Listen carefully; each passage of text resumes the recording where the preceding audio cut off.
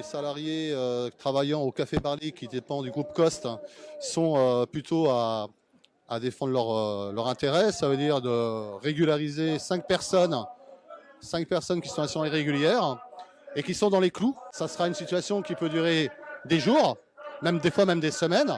Mais si les patrons sont assez intelligents à pouvoir les régulariser, politiquement, c'est possible de le faire. On a organisé ça, on a entamé, ça fait 3 ou 4 mois qu'on a organisé ça avec mes collègues qui sont là. On travaille 5 jours par semaine, souvent 6 jours dans la semaine, souvent même 7 jours dans la semaine. Souvent on fait beaucoup d'heures supplémentaires. Parce que la CGT, on a confiance en eux. Ils ont déjà aidé nos frères comme ça, beaucoup de nos frères comme ça. Je viens du Mali, je suis là depuis 3 ans. J'ai recommencé ici les premiers jours de mon arrivée en fait. Dès mon arrivée, j'ai commencé la plonge. Maintenant, je suis en commis de cuisine. Je suis un jeune diplômé en comptabilité en fait.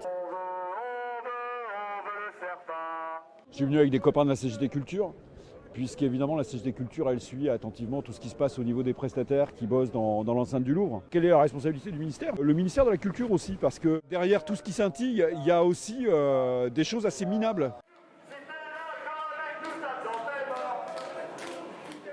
On est sur à la fois le secteur d'activité de l'hôtel, des cafés-restaurants avec le Café Marly, où les travailleurs ont des extras à répétition depuis des années, à 200 heures par mois. Donc on n'est pas vraiment sur un extra, c'est un véritable CDI.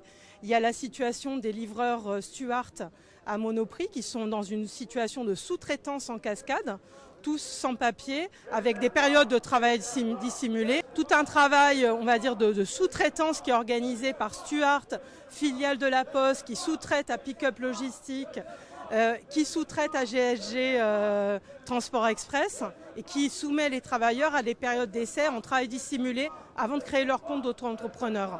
Il y a aussi les situations d'intérimaires, Proman, Start People, Manpower, Man BTP, Planète Intérim, qui travaillent toutes pour des grandes majors du BTP, de la logistique, de la propreté, comme GLS, Vinci pour le BTP, Eiffage, Suez, Veolia.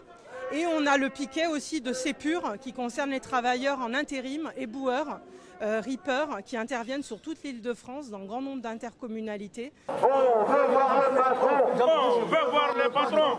Ces secteurs d'activité, on va dire, ont été au centre, le plus fort de la pandémie, où on a pu voir que ces travailleurs étaient en première ligne avec les autres, leurs collègues.